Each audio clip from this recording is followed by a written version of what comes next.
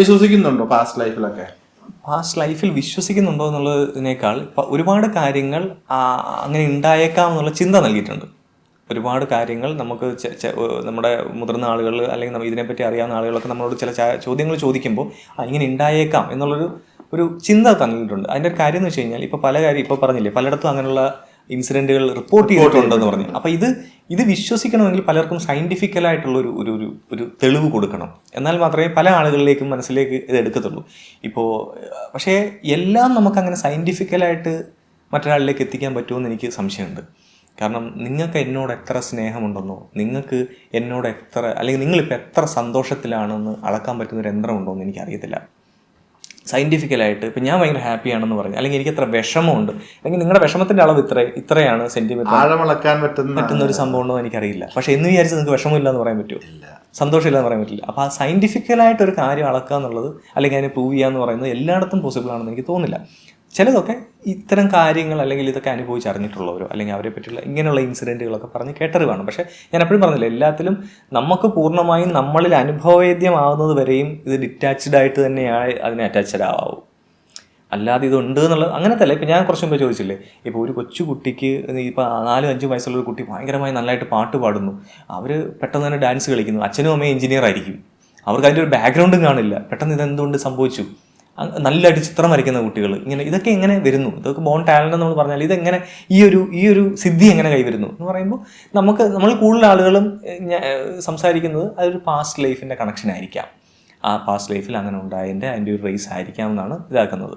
അതിനെപ്പറ്റി കൂടുതലായിട്ട് സംസാരിക്കാൻ ഞാൻ ആളുമല്ല, ഞാനത് അറിഞ്ഞു വരുന്ന ഒരു വ്യക്തിത്വമാണ്. അതുകൊണ്ട് തന്നെ ഞാൻ പറഞ്ഞത് ഇത് പാസ്റ്റ് ലൈഫ് എന്ന് പറയുന്ന സംഭവം ഇല്ല എന്ന് എനിക്ക് തർപ്പിച്ച് പറയാനുള്ള വിവരമില്ല, എന്നാൽ അതുണ്ട് എന്ന് പറയാനുള്ള വിവരമില്ല. ഇത് ഇങ്ങനെയുള്ള ചെറിയ അറിവുകൾ കിട്ടി ഇതുണ്ടായേക്കാം എന്നുള്ള ചിന്ത മാത്രമേ എനിക്കുള്ളൂ. ഇപ്പം ഇങ്ങനെ ഒരു ടോപ്പിക്ക് വരുന്നു, ഇപ്പം നമ്മുടെ കമന്റ് ബോക്സ് അല്ല, ഇപ്പം നേരിട്ടിരുന്നൊരു ഡിസ്കഷൻ വരികയാണെന്ന് വെച്ചോ. അപ്പോൾ പാസ്റ്റ് ലൈഫ് ഉണ്ട്, പാസ്റ്റ് ലൈഫ് ഇല്ല എന്ന് പറഞ്ഞു. അപ്പം കാർത്തിക്കിന്റെ അവകാശവാദങ്ങളെ അടപടലം ഖണ്ഡിച്ചുകൊണ്ട് ഒരു വ്യക്തി അതിന് അങ്ങനെയൊന്നുമില്ല, നീ എന്ത് മണ്ടത്തരമാണ് ഈ പറയുന്നത് വെച്ചാൽ വളരെ ഘോരഘോരം വാദിച്ചുകൊണ്ട് തർക്കിക്കുകയാണ്. ആ വ്യക്തിയെ പറഞ്ഞ് മനസ്സിലാക്കാൻ ശ്രമിക്കുകയോ അല്ലെങ്കിൽ ഞാൻ പറയുന്നത് എന്റെ ശരിയാണ്, എന്റെ കാഴ്ചപ്പാടിലാണ്, നീ എടുക്കണ്ട, അതുകൊണ്ട് നീ എടുക്കാത്തത് കൊണ്ട് എന്റെ കാഴ്ചപ്പാടിൽ ഇല്ലാതാവുന്നില്ലല്ലോ എന്ന് മനസ്സിലാക്കാൻ ശ്രമിക്കുകയോ അദ്ദേഹത്തിന്റെ വഴിക്ക് വിട്ടിട്ട് സ്വന്തം കാര്യം നോക്കി തിരിഞ്ഞു പോവുകയോ ചെയ്യും. ഇത്രയും നാളായിട്ട് ഞാൻ കൊടുത്ത ഒരൊറ്റ ഇന്റർവ്യൂവിൽ പോലും ആത്മീയപരമായുള്ള കാര്യങ്ങൾ ഞാൻ പ്രൊമോട്ട് ചെയ്തിട്ടില്ല. ഞാൻ സംസാരിക്കാൻ കഴിവതും കൊടുക്കാറില്ല. കഴിവതും അതിന് വേണ്ടിയിട്ടുള്ള സ്പേസ് ഞാൻ പിടിക്കാറില്ല. കുറച്ചെങ്കിലും ഇച്ചിരിയെങ്കിലും ആത്മീയപരമായിട്ടുള്ള കാര്യങ്ങൾ പറഞ്ഞത് ഇവിടെയാണ്. അപ്പോൾ എൻ്റെ ഗുരുനാഥൻ പറഞ്ഞു തന്നതായാലും ഇല്ലെങ്കിൽ എനിക്ക് സ്വമേധയാ ഉള്ള ഒരു തീരുമാനം എന്താണെന്ന് വെച്ച് കഴിഞ്ഞാൽ, ഇത്തരം കാര്യങ്ങളെന്ന് പറയുന്നത് നമ്മളൊരു ഡിബേറ്റിനുള്ള കാര്യമല്ല. ഇതൊരു ഡിബേറ്റിനോ അല്ലെങ്കിൽ രണ്ടുപേരും ഇരുന്ന് തർക്കിക്കേണ്ട കാര്യമല്ല. ഇതൊക്കെ ഞാൻ ആദ്യം പറഞ്ഞ കാര്യത്തിലാണ് നിൽക്കുന്നത്. ഇതൊക്കെ നമുക്ക് അനുഭവത്തിൽ വരേണ്ട കാര്യങ്ങളാണ്. നമ്മൾ മനസ്സിലാക്കി. ഇപ്പോൾ നമ്മളൊരു ഗുരു പറഞ്ഞെന്ന് വിചാരിച്ചോ, ഇപ്പോൾ അദ്ദേഹം ഒരു കാര്യം തെളിവ് സഹിതം എന്നോട് നിരത്തിയാൽ പോലും ഞാൻ അതിലൊരു 50% ഇത് കൊടുക്കുകയുള്ളൂ, അല്ലാതെ അത് ഉൾക്കൊള്ളുള്ളൂ. കാരണം എൻ്റെ അനുഭവത്തിൽ വരുന്ന കാര്യങ്ങൾ വരട്ടെ, അല്ലാതെയുള്ള ഇൻഫർമേഷൻസ് ആണ്. അല്ലാത്തതുള്ള എല്ലാം ഇൻഫർമേഷൻസ് ആണ്. ഇൻഫർമേഷൻ അത് വെച്ചിട്ട് ഓക്കെ എന്നാൽ പോലും അത് കംപ്ലീറ്റ്ലി ശരിയോ തെറ്റെന്ന് പറയാൻ നമുക്ക്, അല്ലെങ്കിൽ പിന്നെ അത് ഇപ്പം ഞാൻ പറഞ്ഞല്ലോ ഒരു മീറ്റർ വെച്ചിട്ടാണെന്നല്ലോ അങ്ങനെയൊക്കെ എന്തെങ്കിലും ചെയ്യണം. അതുവരെ പറ്റാത്തിടത്തോളം കാലം ഇതെല്ലാം ഇൻഫർമേഷൻസ് ആണ്.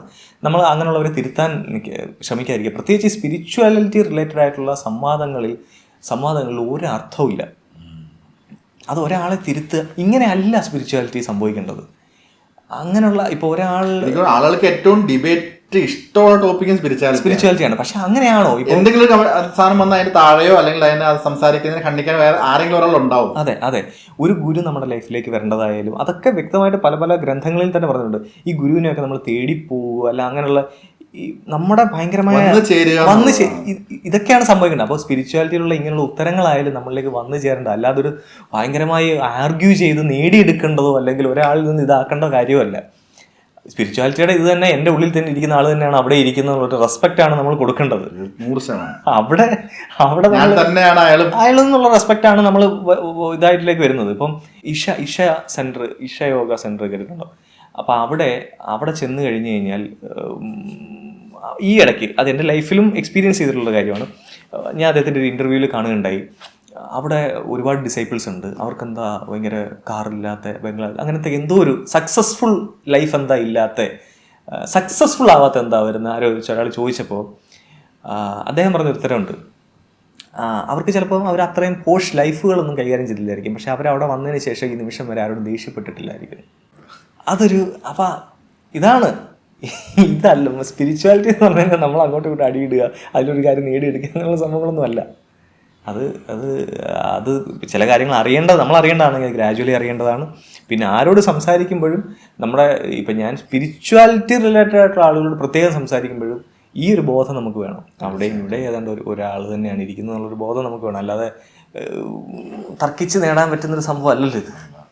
തീർച്ചയായിട്ടും കമന്റ് ഇടാൻ വേണ്ടി റെഡി ആയിട്ടിരിക്കുന്ന ഒരുപാട് പേർക്ക് വേണ്ടിയിട്ടായിരുന്നു ഈ ചോദ്യം. കൂട്ടിയിട്ട് കത്തിച്ചതല്ല. അതെ, മനസ്സിലാകട്ടെ എന്ന് നമുക്ക് പ്രാർത്ഥിക്കാം. എനിക്ക് ഇൻട്രസ്റ്റ് ആയിട്ടുള്ള ടോപ്പിക്കാണ്. ഇപ്പൊ നമുക്കൊരു കാര്യം നമ്മുടെ അനുഭവത്തിൽ വന്നില്ല എന്ന് പറഞ്ഞു കഴിഞ്ഞാൽ അതില്ലെന്നല്ല. അല്ല, അതെ, നമ്മുടെ അനുഭവത്തിൽ ഇപ്പോൾ അദ്ദേഹത്തിന് തന്നെ ഒരു വാക്കുകൾ കടമെടുത്തു കഴിഞ്ഞാൽ ഇപ്പോൾ ഒരു 50 വർഷം മുമ്പ് ഇവിടെ ഇരുന്ന് നമുക്ക് അമേരിക്കയിലുള്ള ആളെ കണ്ട് സംസാരിക്കാം എന്ന് ഞാൻ പറഞ്ഞാൽ നിങ്ങൾ കൂട്ടിയിട്ട് കത്തിച്ചാണോ ചോദിക്കും, അല്ലേ? പക്ഷെ ഇപ്പോൾ അത് നമുക്ക് അനുഭവത്തിൽ വരുന്നു. അപ്പോൾ ഒരു കാര്യം നമുക്ക് അനുഭവത്തിൽ വരുന്നില്ല എന്ന് വിചാരിച്ച് അതില്ല എന്നല്ല അർത്ഥം. ഫ്യൂച്ചറിൽ ചിലപ്പോൾ എന്തൊക്കെ മാറ്റങ്ങൾ സംഭവിക്കാം. തീർച്ചയായിട്ടും. ഞാൻ ഇതുവരെ കണ്ട് വീഡിയോസിൽ നമ്മൾ നേരിട്ട് ഇതിനെ കണ്ടിട്ടുണ്ട്, ബട്ട് സ്റ്റിൽ കാര്യമായി സംസാരിക്കുന്നത് ഇപ്പോഴാണ്. ഞാൻ കണ്ട എൻ്റെ മനസ്സിലുണ്ടായിരുന്ന ഒരു കാഴ്ചപ്പാടുള്ള ഒരു കാർത്തിക് ശങ്കറിനെ അല്ല ഞാനിപ്പോൾ സംസാരിക്കുമ്പോൾ കാണുന്നത്. എങ്ങനെയോ ചോദ്യം മാറി വന്നതാണ്. എനിക്ക് ഭയങ്കര ഇൻട്രസ്റ്റഡ് ആയിട്ടുള്ള ഒരു ടോപ്പിക്കാണത്. പക്ഷെ കൊള്ളാം, അടിപൊളിയാണ് നിങ്ങൾ. ഈ ആക്ച്വലി വായിക്കാറില്ലെന്നല്ല പറഞ്ഞേ.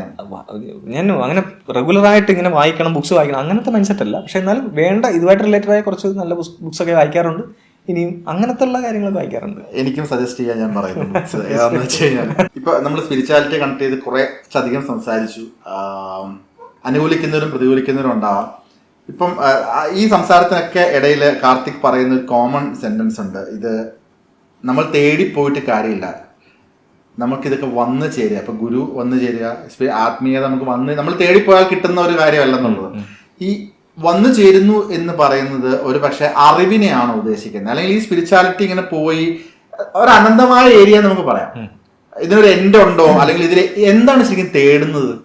അങ്ങനെ ചോദ്യം ചോദിച്ചാൽ എന്തായിരിക്കും ഉത്തരം? അല്ല, ഞാൻ ആദ്യമേ പറഞ്ഞില്ലേ, എൻ്റെ മനസ്സിൽ ഒരുപാട് ചോദ്യങ്ങളുണ്ടായിരുന്നു. ഇവിടെ വെച്ച് പറഞ്ഞ ചോദ്യങ്ങളായാലും അല്ലാതെയും ഒരുപാട് ചോദ്യങ്ങളുണ്ടായിരുന്നു. നമ്മുടെ ലൈഫിനെ പറ്റിയിട്ടായാലും, അല്ലെങ്കിൽ ഒരു പോയിന്റ് കഴിഞ്ഞാൽ നമ്മുടെ ലൈഫ് എന്താണ്, അല്ലെങ്കിൽ അങ്ങനെയൊക്കെയുള്ള ഒരുപാട് ചോദ്യങ്ങളുണ്ടായിരുന്നു.